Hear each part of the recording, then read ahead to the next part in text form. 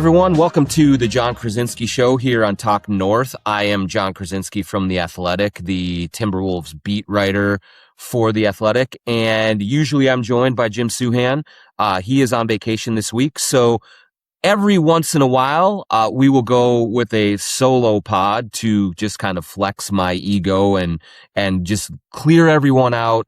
We're running isolation for the next 40 minutes or so of just Jon Krawczynski. I hope you don't get sick of it. Sometimes the Timberwolves offense can get a little stagnant when Ant or Julius Randle go ISO, but I'm going to try and keep this thing moving throughout it and just give it a shot and see if you guys like it, see if you don't. But we are going to get to a lot of topics today coming out of the All-Star break.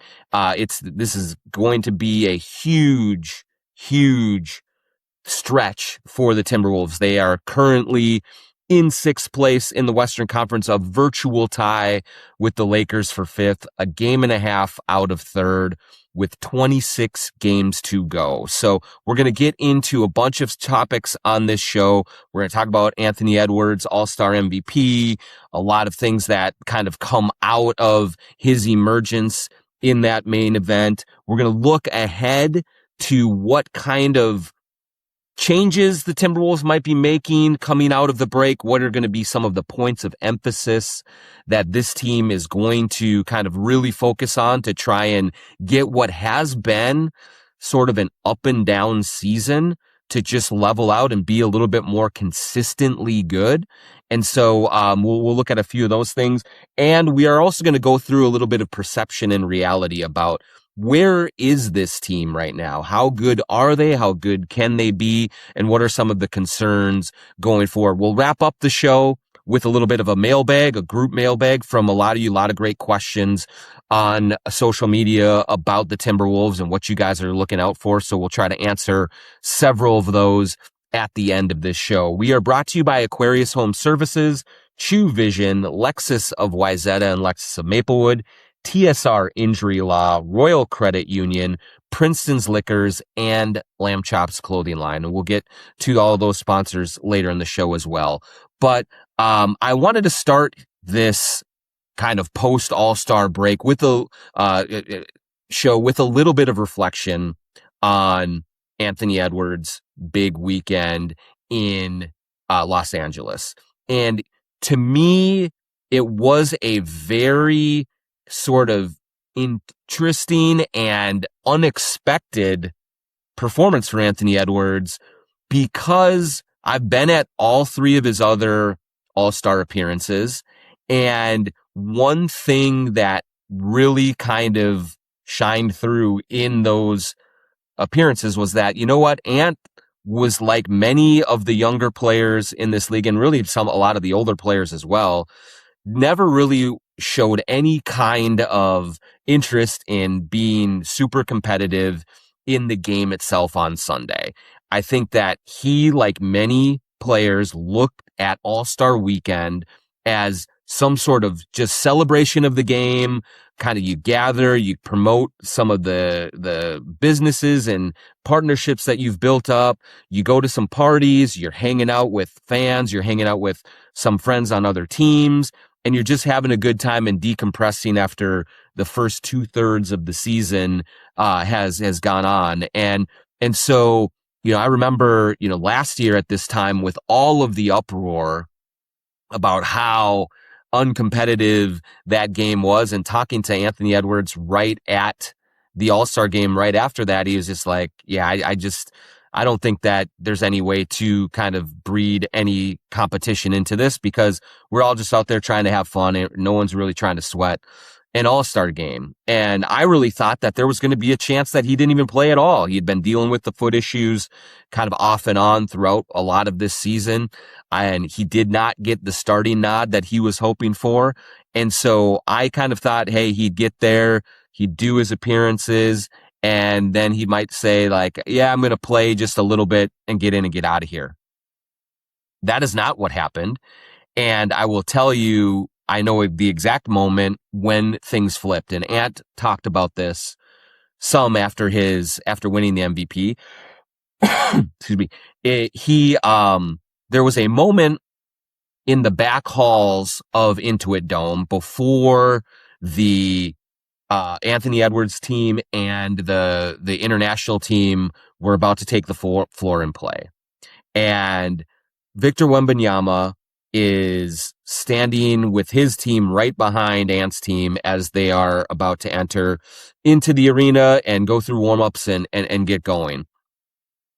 And Victor Wembanyama calls to Anthony Edwards, who's sort of at the end of the line of his team, and basically says, Ant, I'm guarding you. I'm coming after you. And you saw in that video Ant really kind of take a longer look at Victor and really understand that, okay, this guy is serious. And he gave a little nod of his head. And that really did, I think, lock him into a different mindset. And if there is one thing that Anthony Edwards doesn't want to have happen on a basketball court is he does not want to be embarrassed. And he knew in that moment that Victor Wembanyama was coming to try to embarrass him, to try and dominate him on the basketball court in front of millions of people watching at the league's showcase event. And it doesn't matter that Edwards was probably in the group with a lot of other players that said, you know what, this is cool, but can I just get in and get out of here? Maybe just break a little bit of a sweat and then get on to my vacation. In that moment, his manhood was challenged. Like, I don't think that's hyperbole. I think that the look on his face when he kind of nodded his head and said, all right, this is what you want. Here we go. I think that just really did flip a switch in him to say, all right, I'm going to come out here and I'm going to play hard. It's not game 7 of the Western Conference semifinals against Denver, but it was also not what we saw last year in the All-Star game with just the complete lack of effort from almost everyone involved in shooting half-court shots and all of those things. And so they get out on the floor, and the format I do think helped. It's 12 minutes. Like, there's a very finite amount of time that you have to play. And Ant started making some shots. And once he started to get going and catch a rhythm, you really understood what his potential in this league is. And, I've heard Bill Simmons talk about this. I've heard Ryan Russillo talk about this a lot. In these all-star games or in Olympic competition, when you have teams of star players from all different NBA teams get together on one squad, in the moment of truth, there is always one or two players who everyone else looks to run the show in the big moments. I remember several years ago, I can't remember which exact All-Star game it was, but it was an Elam ending game, and we got down this stretch of the game, and Chris Paul was not voted a starter in that game, but he was on the floor when the game tightened up and when there was some real competition going. And the ball always found Chris Paul's hands to get the possession started. Every player said, we're going to get the ball to Chris. He's going to get us going and get us into what we need to do. And very much so this last weekend at the Clippers Stadium, you saw every other star on Ant's team defer to him for big shots, for big stops, for big moments. And I just think that is another level that he is getting to now. We saw him in the Olympics, and he was a good contributor on that team, but not one of the main guys. Like, when it came down to it, it was Steph, it was KD, it was LeBron. But now in this year 6, taking the next steps that he has as an MVP type of a candidate, or trying to get into that conversation, the clutch shooting that he's had all season long, just the consistently great offense that we have seen from him. Now that's translating over to these big stages, the All-Star game, where it is full of egos. It is full of guys who are used to having the ball in their hands when their team needs a bucket. And in those moments, in this All-Star game, in all of the games that Ant's team played, it was, let's get the ball to Anthony Edwards and let's let him take us home. And I just think that represents a new level for Anthony Edwards. And I do think that for a player who has said over and over again that he does not want to be the face of the league, that he does, that's Wemby and that's for other people. I think getting that Kobe Bryant trophy, having that in his hands, and then the attention that came from it, the interviews afterward, the social media hits, I think the respect from his peers. You heard LeBron talking about how much he loves Anthony Edwards. I mean, he has really kind of got a universal approval rating among players. No one doesn't like Ant for the most part. And so I think that all of that attention and all of those accolades and all of that accomplishment really does bode well for the Timberwolves going into the final 26 games of this regular season. Because one thing that has plagued this team from the start, and Anthony Edwards has been a part of it, has been this sort of complacency, I think is the right word. I've used laziness before. I think that's unfair. But complacency, I think, is a really good term for this Timberwolves team. You see them play mail-in performances against bad teams. You've seen them kind of give away games that they shouldn't give away. And Anthony is a part of that complacency. He turns off and on the defensive intensity. There have been times offensively where he is settling or not moving the ball the way that he should, and really kind of putting more, almost too much on his shoulders and not playing within the team construct. And that kind of slows things down for the Timberwolves. But now that he comes out of this break with that hardware, with that attention, I think with that sort of wind in his sails of like in the biggest moments of the All-Star game with so many other stars on his team looking to him to make plays, I think that will boost him down the stretch here. I do think that you will see kind of a more locked in Anthony Edwards when this team really needs it. They have to finish strong. They want to get into the top 4 in the West to at least have home court advantage in that first round. And they're going to need Ant to be much more consistent, especially defensively, down the stretch here. And everything that happened at All-Star Weekend can definitely give him that little extra juice that he needs that can lock him in. And he said it kind of walking off of the floor. I think the Timberwolves put it on their social media. He said, now that I have this trophy, I want more. And he's speaking mostly about Larry O'Brien, of course, but I also think he's talking about the NBA MVP. And I think that when you look at kind of Shai Gilgeous-Alexander, Nikola Jokic, are they going to make, the thresholds for games played?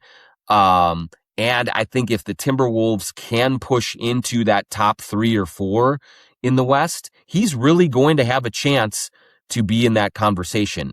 People want to vote for Anthony Edwards. He's super charismatic. He's this young American star, and he is kind of the fresh one. Nikola Jokic has won a bunch of MVPs.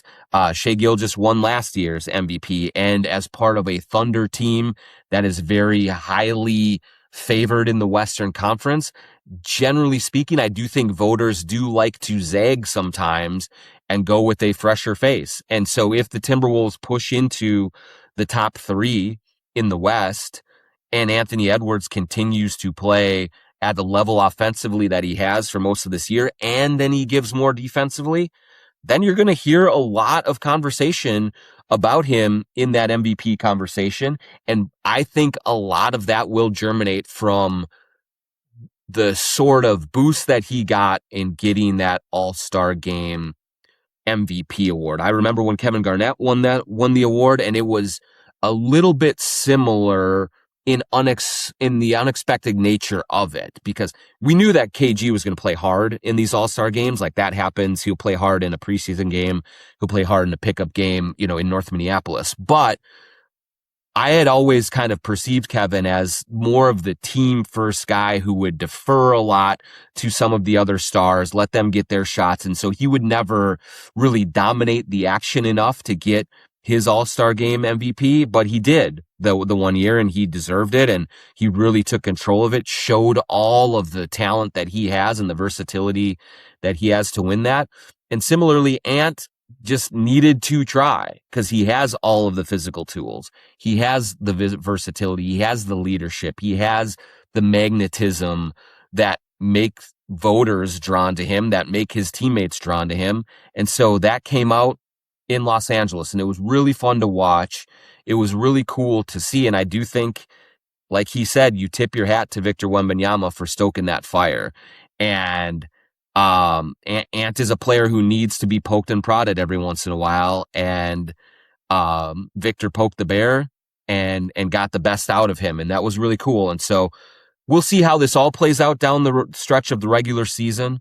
But I just really think that Anthony Edwards is poised to really finish the season strong, coming off of having that Kobe Bryant trophy at his home. He really reveres Kobe Bryant, and that's going to be a good thing for the Timberwolves going forward. So we will take a quick break here and get into some of the other kind of subjects that we have. We're going to talk about the rest of the regular season. We're going to talk about perception versus reality with this team, and we'll get to a mailbag as well. But first, I want to let you know that the Jon Krawczynski Show on Talk North is brought to you by the Aquarius Home Services Studios. Scott for Aquarius, your authorized independent Connecticut dealer. It's 2026 and time to fix your problem water. Time to enjoy spotless dishes, softer skin, cleaner laundry, and say goodbye to funny taste and odors. Upgrade today and enjoy no payments and no interest for 6 months on a new high-efficiency Connecticut water treatment system. Schedule your free water test at AquariusHomeservices.com. Financing based on credit approval. Aquarius, earning the right to be recommended. Also want to tell you about True Vision in Bloomington. If you're watching this on our YouTube channel on video, you're seeing I am flying solo, and I'm flying solo without glasses on. And for a very long time, I had been wearing glasses, been wearing contacts since I was, in middle school and high school. And a couple of years ago, just made the decision, I'm going in to True Vision in Bloomington. I'm going to TrueVision.com. I'm going to fill out the forms that I need, set up the free consultation. And I went in there and was just completely blown away by the service, by the care, by all of the education that the good folks at True Vision provide. Once I decided to go with LASIK surgery, Dr. Chu was able to guide me through the procedure just wonderfully and get me to the other side where I have been seeing clearly without the hassle of glasses and contacts for almost 2 years now. I had a Wolves fan reach out to me just the other day through social media DMs and said, "Hey, I am looking at LASIK surgery. Can you tell me a little bit about the procedure?" And I'm like, yeah, absolutely. You go to TrueVision.com, you fill out your form, you get the free consultation. They will take you through all the steps, but the process itself, it's over in like 3 minutes. You get like 45 seconds for each eye. They are in and they are out of it. You go through, and then you have a little bit of a 6-8 hour recovery period. And then you're seeing just clearly like you never needed glasses or contacts before. So I highly recommended it to that individual who reached out to me. I highly recommend it to any of you. TrueVision.com, True Vision in Bloomington. I'm also going to tell you about Lexus of Wayzata and Maplewood. If you're in the market for a new luxury vehicle, look no further than our good friend Charlie Swanson at Lexus. Whether you're on the west or the east side of the Twin Cities, they've got you covered with 2 great locations, Lexus of Wayzata and Lexus of Maplewood. Check out the all-new Lexus TX, a spacious SUV with 3 rows of seating and plenty of room for all your gear. Head over to LexusofWayzata.com or LexusofMaplewood.com for details and to find your next ride today. All right, we're back now here on the Jon Krawczynski Show on Talk North. I am Jon Krawczynski, the host of the show. Jim Suhan is on vacation this week, so we are flying solo here. And I wanted to get to kind of setting the expectations here for the final 26-game push going into the playoffs. It is a sprint now. I know that kind of anyone who listens to the show probably understands that the All-Star break is not at the halfway point of the season. We are 2/3 of the way done. And now it is go time. It's time for this Timberwolves team to really lock in, to really be focused. I do think that the break came at a very good time for this group. They were able to win a couple of games going into the break to kind of break out of the funk that they were in.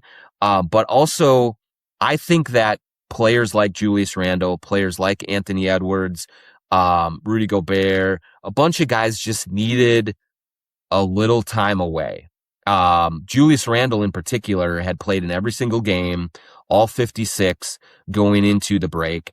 Remember last year, Julius missed a bunch of time with a groin injury in February, and it wasn't until he came back from that injury that he really did click in with this team and really understood what this team needed. And part of it, I think, was that his ability to watch this team from the bench and really understand where he fit in was a big help. But I also do think that he was really fresh-legged down the stretch because he had that time off rehabbing his groin injury. He was not playing 35 minutes a night.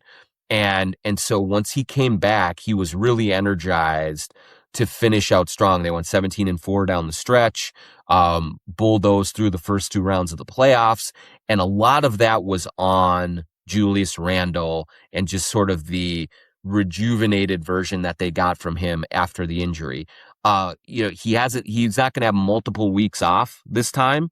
But I think getting a week to put his toes in the sand, hang out with his family, just relax and decompress after the stress of the trade deadline and his name getting thrown all about things, I think that's going to help him quite a bit as he really just tries to lock in down the stretch. And when Julius Randle is effective on defense and then really is distributing, playmaking, and being the hub on offense, that's when the Timberwolves play their best basketball. So they have a real opportunity here to get a rested and refreshed Julius Randle going. And I think that would be a big component of a strong kick down the stretch. If he comes back clear-headed, a little bit physically rejuvenated, that is going to be really good things for the Timberwolves. One thing that I'm really interested in seeing on Friday, starting as soon as Friday night against Dallas, is Chris Finch mentioned this right before the break. He said he felt like there were going to be some tweaks that needed to be made to the offense to really kind of make sure that they are maximizing everything that is capable to them coming out of the break. And, in one respect, you're saying, okay, yep, I can see that because of some of the uneven play that they have had, because of some of the times that they have really sort of ground into stagnancy from isolation basketball with Julius Randle, with Anthony Edwards, that there are real opportunities to improve it. At the same time, you look at the numbers, and since January 1st, they're number 1 in the league in offense. And so clearly they are producing at a level that they need to, but I think that Finch is looking for something that is a little more sustainable night to night and that can kind of carry into the playoffs. And so he talked a lot about simplifying the offense coming out of the break. And I think one of the things, he hasn't said this specifically, but I do think one of the things that will be a focal point for him is to get a little bit more of the 2-man action with Anthony Edwards and with Julius Randle working together and making that more of a real kind of partnership and less of a my turn, your turn type of a scenario. There were a couple of plays in those last 2 games before the break where Randle and Edwards played off of each other very, very smoothly, and they stood out to me because we have not seen a lot of that for much of this season, and really for much of these first 2 years that they've played together. And so if there is some sort of final sort of step for this offense to take, I really do think it's going to come with a symmetry and a kind of synergy is a better term between Julius Randle and Anthony Edwards. That's running pick and rolls together. That's finding each other in the pocket. That's back cutting and getting things. That's Julius putting his head down, getting to the basket, and Ant relocating for catch and shoot threes. There's so many options that are going to be available for those two that have not really been maximized. And I think if they do make that a featured part of this offense, that I think you're going to see this team become a lot harder to deal with. And you're going to see Jaden McDaniels get more involved off of that. You're going to see Dante DiVincenzo get cleaner looks. You're going to see Rudy Gobert at the rim a little bit more.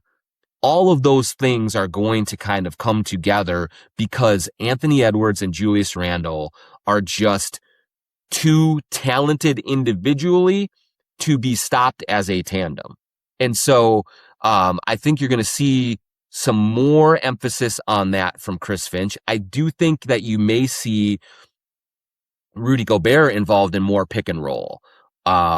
This team has gone away from the Rudy Mike pick and roll that was such a staple of those first couple of years with the two of them together for good reason. Mike Conley is not as effective anymore in the role of lead ball handler. The floater has really kind of abandoned him.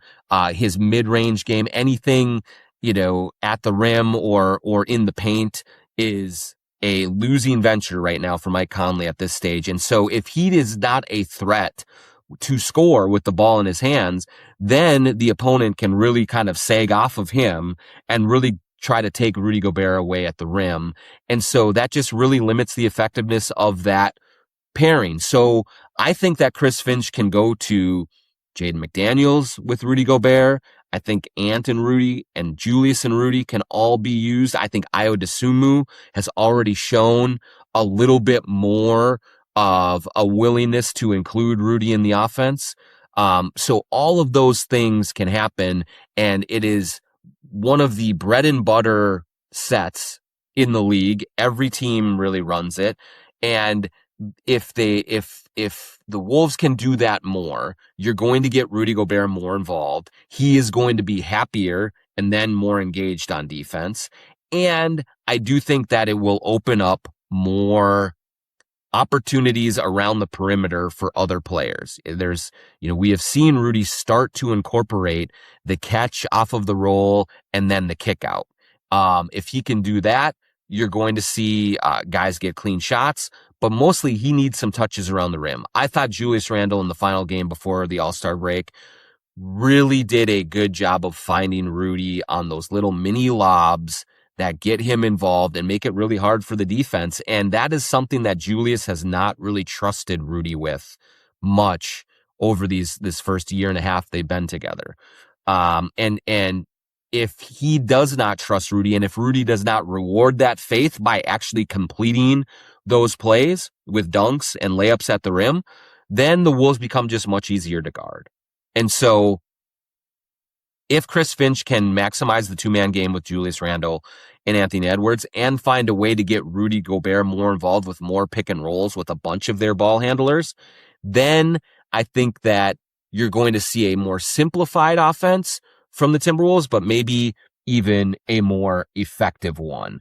The last thing that I will watch coming out of the break, obviously, and we'll get to this a little bit more in the mailbag section of this, is how does Chris Finch use that 8th, 9th man in the rotation down the stretch? I do think you're going to see him go to sort of 7.5-ish, like he did last year with Nickeil Alexander-Walker, Dante DiVincenzo, Naz Reid off of the bench. Now I think you're going to see it's going to be Ayo Dosunmu, it's going to be Naz Reid, and then it's going to be probably a mix and match that last spot with Bones Highland sometimes, with Mike Conley sometimes, maybe with Baron J sometimes, depending on the matchup. And how Chris Finch manages that last spot is going to get a lot of scrutiny down the stretch. I think there's a lot of fans that are concerned about Mike Conley coming back and taking some of Bones' minutes. And whether that would be productive for the offense going down the stretch. I don't know what's going to happen with Mike Conley. I do believe that the right thing to do is to give the bulk of those minutes to Bones unless he's really, really struggling. And then Mike Conley can be kind of your safety blanket type of a guard if just Bones does not have it for whatever reason. But I think that Bones has earned the minutes and earned that, whether it's, I don't know if it's going to be 9 minutes, 10 minutes, 12 minutes, as that kind of fourth guard. He's earned that with some of the performances that he's given, with some of the pop that he can bring to the offense. And so Chris Finch is going to probably have to fight kind of human nature on his part to just really lean more on Mike and give Bones every opportunity and make it clear that Bones is not ready for this before you kind of go back to Mike Conley. So that will be, another real element to watch coming out of this break, the simplified offense and what Chris Finch does with Bones Highland, with Mike Conley, with Yohan Berenger, sort of at the very end of that rotation. And so now let's take another quick break, and we will first get a message from Royal Credit Union. At Royal Credit Union, we believe in banking with purpose. That's why we're here for you and your community with people-first service, local support, and all the accounts and loans you need to help reach your financial goals. As a not-for-profit cooperative, everything we do benefits the people and communities we serve, because Royal isn't just where you bank, it's where you belong.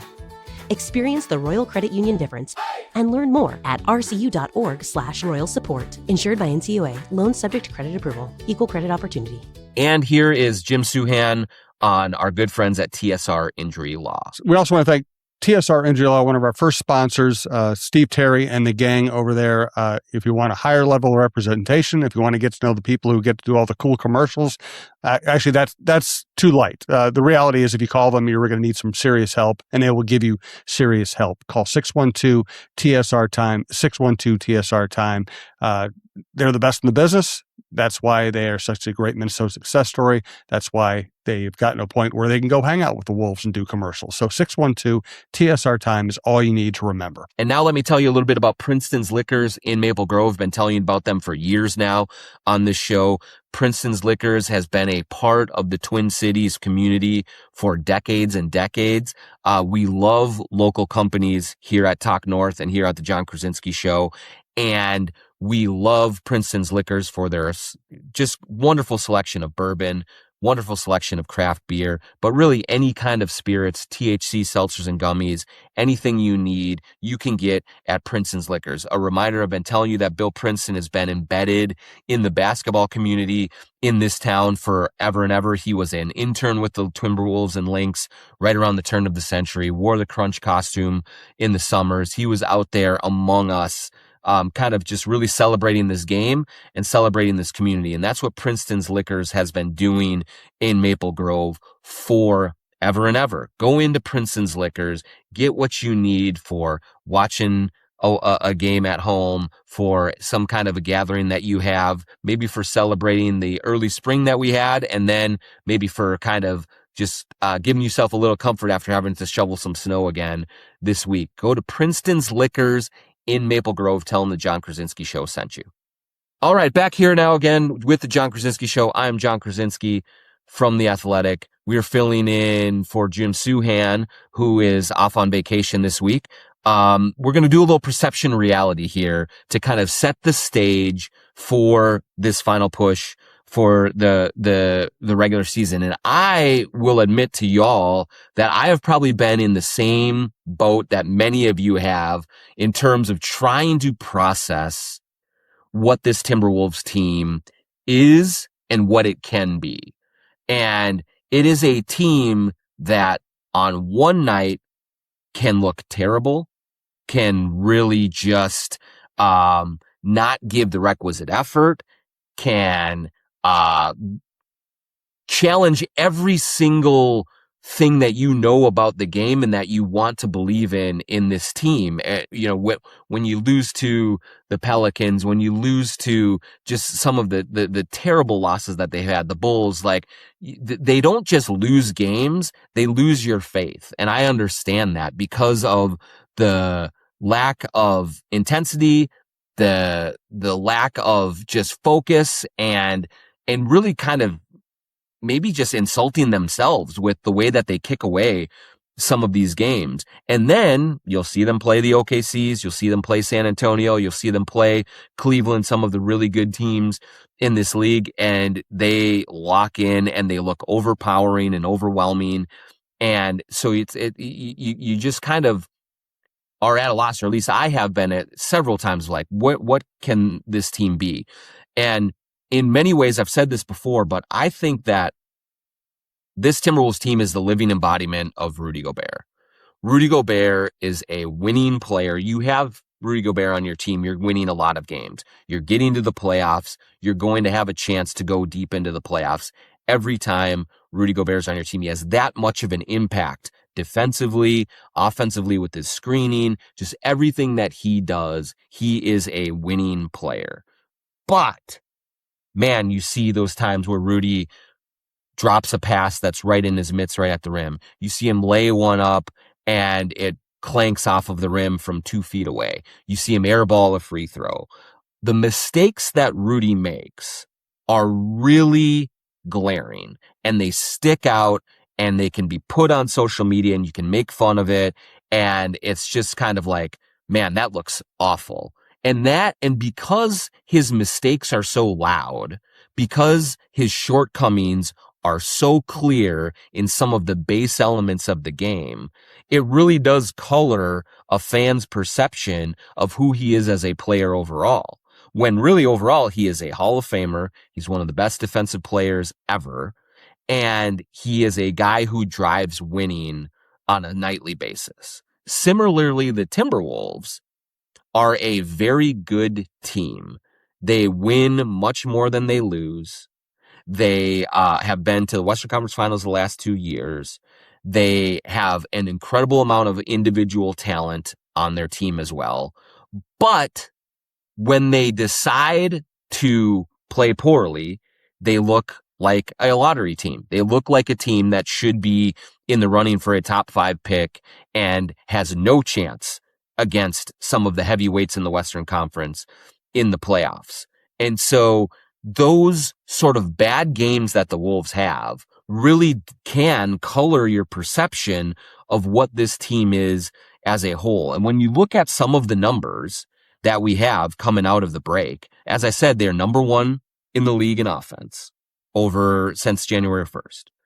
They are 7-3 in their last 10 games. The only team in the West that is better over the last 10 are the San Antonio Spurs at 8-2.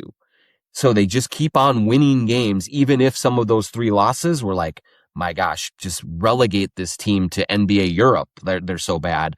But they always find a way to win much more than they lose. They're in good shape. They are one of 4 teams in the league that's top 8 in both offense and defensive efficiency. That is telling you that this is a legit contender. That is, generally speaking, if you're in the top 10 in offense and defense, you are a contender. If you're in the top 8, even better. And that's what this team has been all year long. So they have that capability. You have Ayo Dosunmu on board. Now, he really, I do believe, shores up some of the depth issues, especially at guard, and make this team a lot more formidable down the stretch. Now that he is here, having a little bit of time to catch his breath after the trade, I think is going to be good for him. And so they are well positioned, I would say, to come out of this break and go on a run and climb up the standings a little bit. Here are a couple of the things that you worry about on the flip side of the coin. One is that, yes, they're first in offense since January 1st. They're also 11th in defense. That's not terrible, but it's certainly not to their standard, and certainly not what it will take for them to win 3 rounds in the playoffs. They are going to have to find a more consistent defensive performance night in and night out than they have all season long, but especially since January 1st, where they've slid out of the top 10 to number 11. Got to tighten that up. They've got to be better there. The second thing that Ryan Russillo pointed this out earlier this week, and I totally agree with him. for as much as I talk about, and we all have looked at how they've performed against OKC, how they've performed against San Antonio, some of the really good teams in the league, they still are only 12-13 against teams over 500 this season. And you look at like Oklahoma City 17-10. I think Houston is 15-9. You would like to see that number improve dramatically down the stretch. I'd like to see them be on the winning side of that ledger, because if we really do believe that this is a team that answers the bell against the best in the West, they're going to have to start doing that more. They're 12-13 is just not a good enough number. And so I think they're going to have plenty of opportunities down the stretch to play really good teams, to show that that they are capable of beating the best teams consistently and not just having a really good night here and there. But 12-13 against teams under 500 is a little bit of a concerning one for me. Overall, I would say, I'm very bullish on this team. I think that they have not played up to their capabilities yet, and they are still in really good shape for everything that they've navigated. And so if they can kind of come together collectively, if this break was as needed and as restful as I thought that it needed to be for them, I think they're going to come out playing really, really well. And they'll be able to go on a run. This is typically the time of year that Chris Finch gets his guys locked in, that he figures out his rotations, that everyone kind of comes together, and then they start really building up steam going to the playoffs. So I think this is a team that is going to be poised to go on a run, that is going to get into the top 4. There are, if you listen nationally to a lot of podcasts, Jason Timpf does a great NBA podcast, Tim Legler and Adam Mares. Like, a lot of national folks are really bullish on this team. And so I think it's going to be a really exciting and fun final, second half of the season, not second half, final 26 games.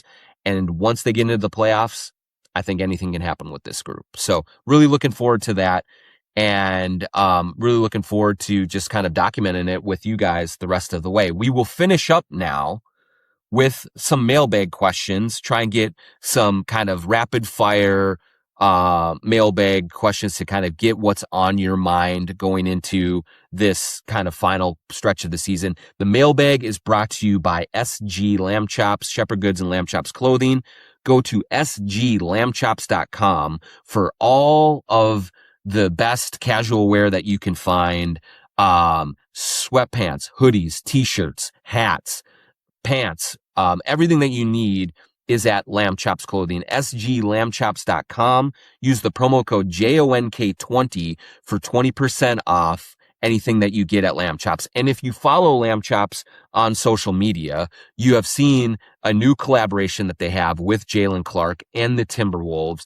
They have a new Timberwolves line. It is going to be available at Target Center and at Target Center only. So if you're a Timberwolves fan, you're going to games, I'm sure there will be an announcement on an exact day of when it's available, but watch out, because it is some sweet Timberwolves gear that Lamb Chops has. Jalen Clark is modeling it on social media. So go check out their social media place on Twitter, on Instagram, and you will see it. It is sweet stuff. And so you'll want to get there for the games where they have it.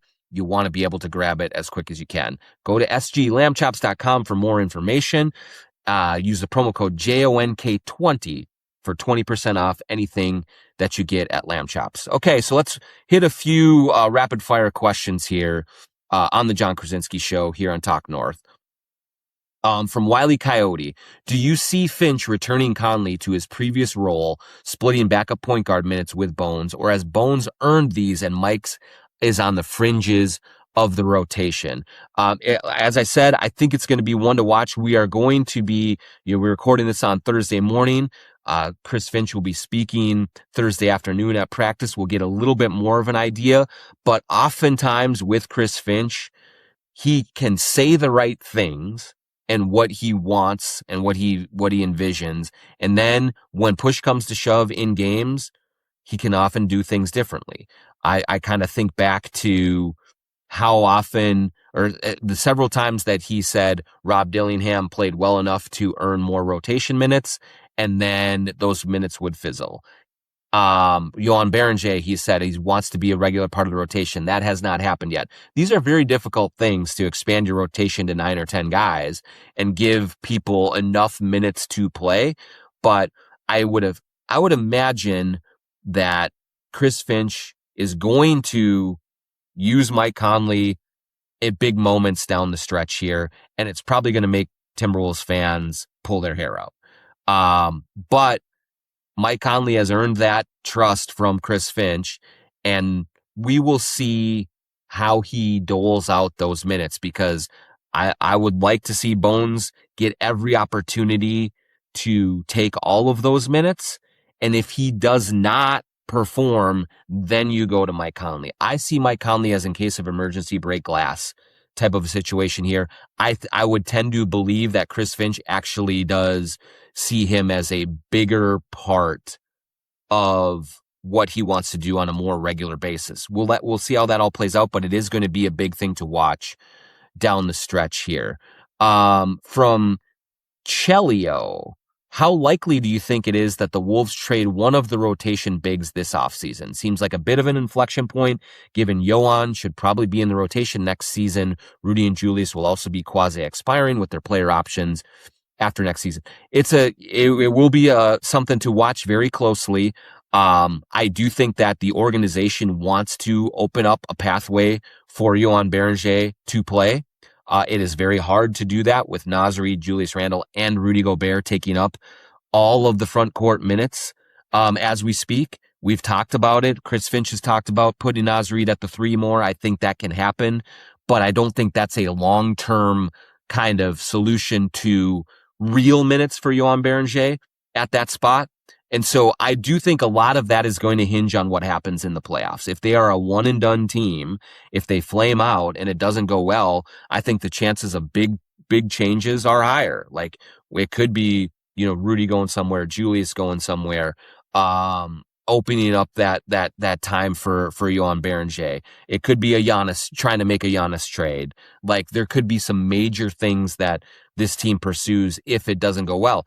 If they make the finals, then it's going to be a lot harder to change things because of the equity that this group has built up. So, but I do, to Chelio's point, I think it is reaching an inflection point here. And so that is something that I'll be watching closely as we get to the summer. From Linda Higgins, one post said Johnny Juzang was going to get a real contract. The next said he was waived. Which is it? My post said he was waived. He's waived. I think that the post that said he was getting a contract might have been a fake one.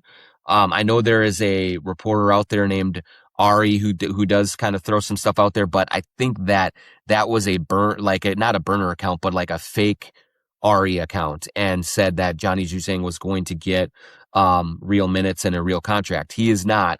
I think that it's unfortunate because he shot the lights out in the regular and in the preseason. And I do think that there were opportunities earlier in the season that Chris Finch could have gotten him a little bit more run here and there when the team was struggling, when guys looked a little bit tired on the second nights of back-to-backs. I would have liked to have seen Johnny Juzang get a few more minutes. At the end of the day, though, he was on a 2-way contract. And he had been reaching close to the end of the number of days that were available before they would have had to convert him to a regular contract. And I don't think that Johnny saw a pathway to real minutes down the stretch here with the Timberwolves. And so I think it was kind of a mutual decision, as I understand it, where the Timberwolves would have liked to have kept him around maybe on a 10-day or something like that, and then see what happens. But I think that Johnny Juzang was looking for an opportunity to have more minutes than would be allocated to him. He was not going to crack the top 7 or 8 in this rotation down the stretch when they are trying to win every game. And so I don't know if he does have another option available to him, if his agent has lined something up with a team maybe that isn't contending right now, that has some minutes to allocate to Johnny Juzang to let him get out there and shoot it. But I do think that he saw a roadblock here that made it really not make a whole lot of sense for him to stick around if he wanted to try and make an impression on this court. I really liked Johnny Juzang as a person, getting to know him, like talking to him. We'd have some really funny conversations about ice fishing, about, he would tell me like one point this winter, for the first time, he walked out on a frozen lake and got totally tripped out about it. And like you as a kid, not from this area of town, of the country, and being totally wowed by the snow and the ice, like it was really fun to talk to him about that. I think that he can play in this league. I think that his shooting is legit. I like his size.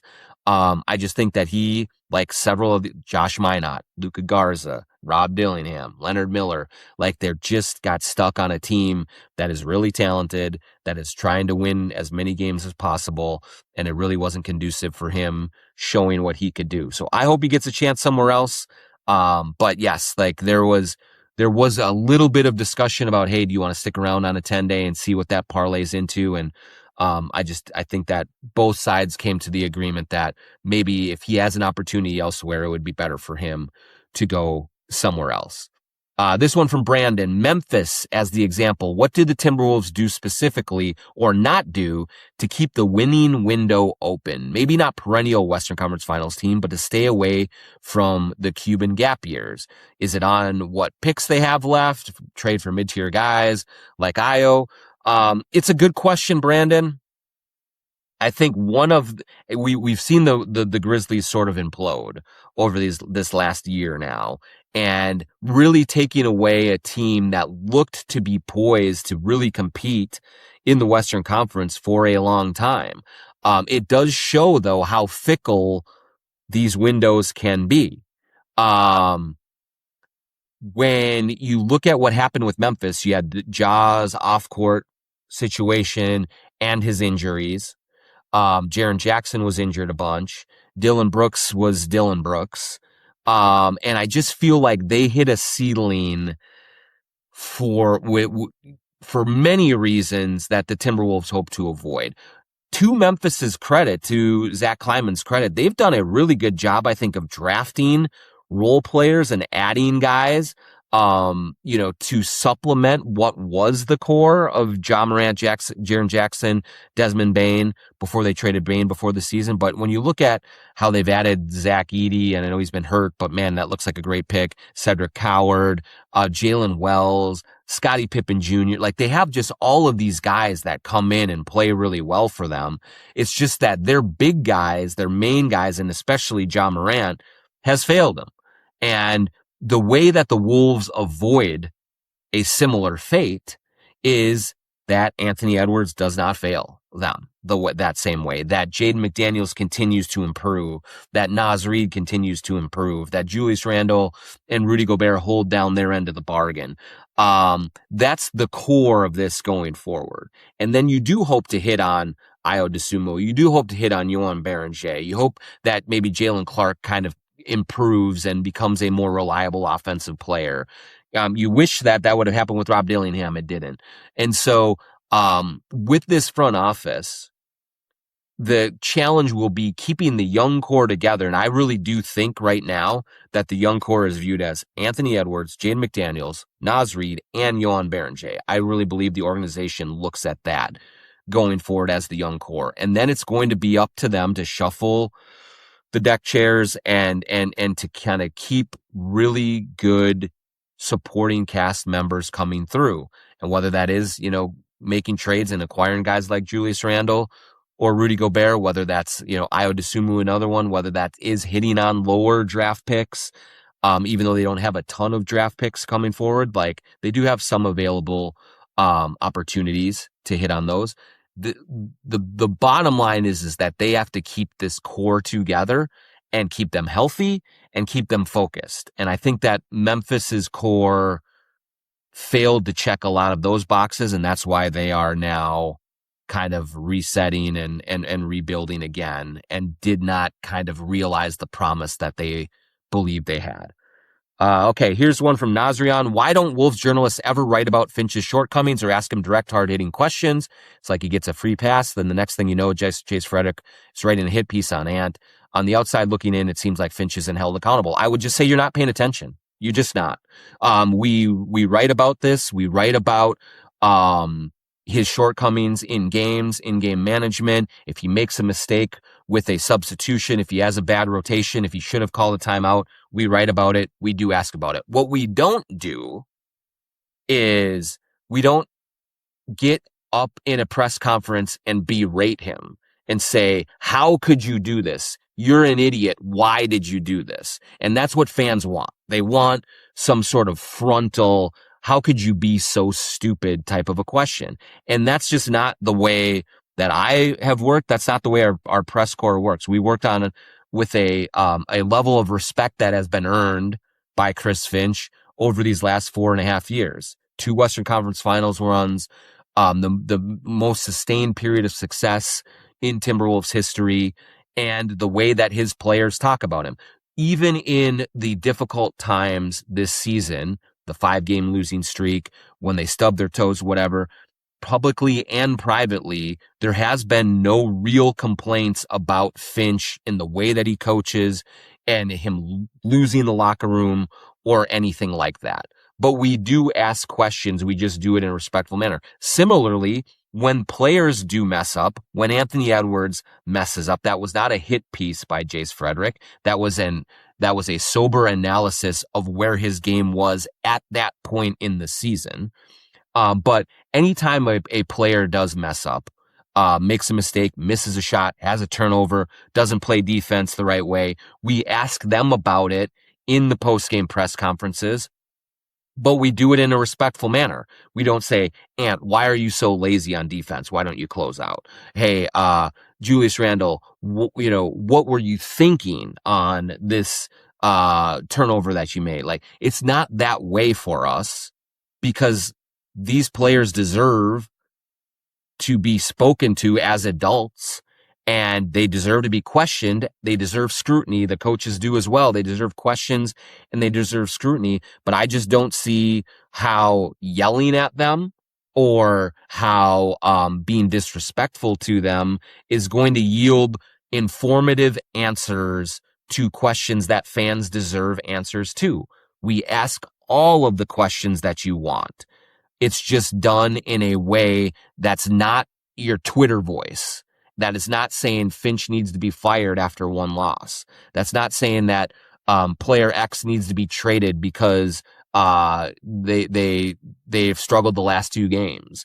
Like, the fan part of it is very passionate and it is very emotional, and that's okay. Like, there's a reason for the reason I have this job right now is because you are so passionate, you are so invested, and you get so emotional about it. That's great. But in those moments after games, it's my job to find the answers to what went wrong or what went right and provide them to you. And the way that I get those answers is by having real conversations and having respectful dialogue with everyone involved, because they've earned that respect. So that's how it is. But if you think that we as a press corps have not written about Chris Finch shortcomings, have not asked him about the errors and the mistakes that he's made in these press conferences, you're just wrong. You just are not paying attention to it. And the times that we do ask, and Finch owns up to it and says, yeah, that was my mistake, I got to be better there. Then people on Twitter say, oh, all he does is say that that's his mistake and that he messes up. So sometimes he can't win with that as well. But I promise you, we are doing our jobs and we are asking the questions that need to be asked. We are just not asking them, in a way that is fiery or incendiary or is only going to elicit defensiveness from the subject matter. So that's just what I have to say about that. Let's see if we got one more here. Again, thanks to Lamb Chops for sponsoring this. Go to sglambchops.com, promo code JONK20 for 20% off anything that you get there. at Lamb Chops. Oh, a couple of questions about signing a buyout guy. And I do think that, yes, there still is an additional possibility of signing an additional buyout guy. What we don't know yet is who's going to become available. I don't think DeMar DeRozan is going to become available. I think there was some speculation about that earlier on, right after the trade deadline, that might happen, but it doesn't seem like the Sacramento Kings are going to go that route. That was a name that I was going to watch closely. Same with Kyle Anderson. He's now playing a lot in Memphis, so I wonder if he's going to become available. But they will be looking at all their options on the buyout market to add something more to this equation. I would caution fans, though. I would caution you. It is an extreme rarity that someone enters the buyout market and then joins a team for the stretch run and becomes a critical piece of a deep playoff run.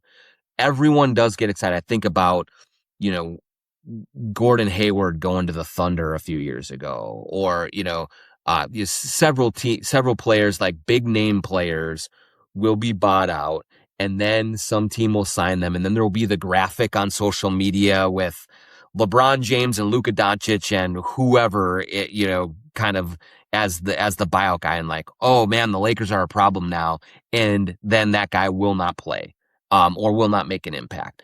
And so it's good for depth. I mean, I think it's good for the Timberwolves to explore and see if there's anyone out there that can kind of just give them a little hedge against some health issues if they crop up or something like that. But if you are expecting someone to hit the buyout market, come to Minnesota, and then join the 8-man rotation, boy, I think you're going to be pretty disappointed about that. So yes, the Wolves will monitor it. I think it is possible that they will add someone, but I would temper your expectations for who that person or the impact that person can make on this team the rest of the way.